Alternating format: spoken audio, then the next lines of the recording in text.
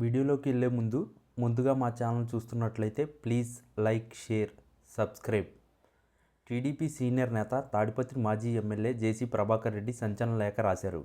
YCP నేత మాజీ MLA Kethireddy పెద్దారెడ్డికి CM స్థాయిలో భద్రత కల్పించడంపై తీవ్ర ఆగ్రహం వ్యక్తం చేశారు. అంతేకాకుండా పెద్దారెడ్డి భద్రత కోసం అయ్యే ఖర్చును సుప్రీంకోర్టు సూచనల ప్రకారం వసూలు చేస్తారా లేదా అంటూ ఇరుకున పెట్టేశారు.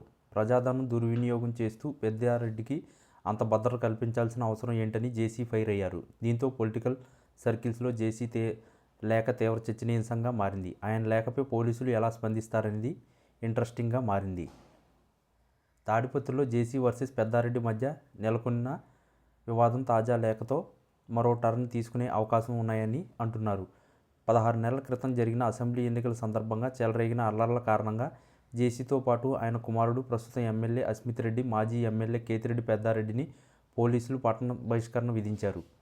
అయితే ఎన్నికల అనంతరం కూటమి ప్రభుత్వం అధికారంలోకి వచ్చిన తర్వాత ఈ బహిష్కరణ ఎత్తేశారు. కానీ అప్పటి వరకు తాడిపత్రిలో హవా చాటిన పెద్దారెడ్డి ఎమ్మెల్యేగా ఓడిపోవడం, ఆయనపై పోటీ చేసిన అస్మిత్ రెడ్డి ఎమ్మెల్యేగా గెలవడంతో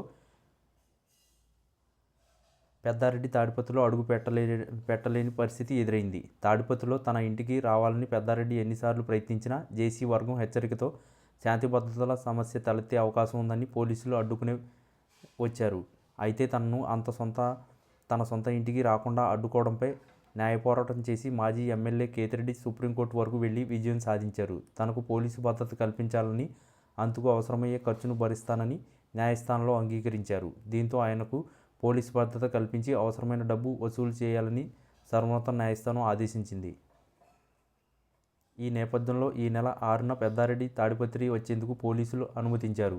సుప్రీం తీర్పు ప్రకారం సుమారు 650 మంది పోలీసులను బందోబస్తుకు వినియోగించారు. అయితే ఈ మర్నాడే పోలీసులు పెద్దారెడ్డిని తాడిపత్రి నుంచి పంపించేశారు. 10వ తేదీన ముఖ్యమంత్రి పర్యటన ఉన్నందున అంతవరకు భద్రత కల్పించలేమని, 10వ తేదీ తరువాత తాడిపత్రి రావాలని నోటీసులు ఇచ్చారు. దీని ప్రకారం కేతిరెడ్డి తాడిపత్రి వీడి వెళ్ళిపోగా 2 రోజుల క్రితం మళ్లీ వచ్చేందుకు ప్రయత్నించిన విషయం తెలిసిందే. అయితే నాటకీయ పరిణామాల మధ్య ఆయనకు మళ్లీ పోలీసులు అడ్డుకోవడం వివాదాస్పదంగా మారింది. ఈ పరిస్థితుల్లో జేసీ కొంత దుమారానికి తెరలేపారు.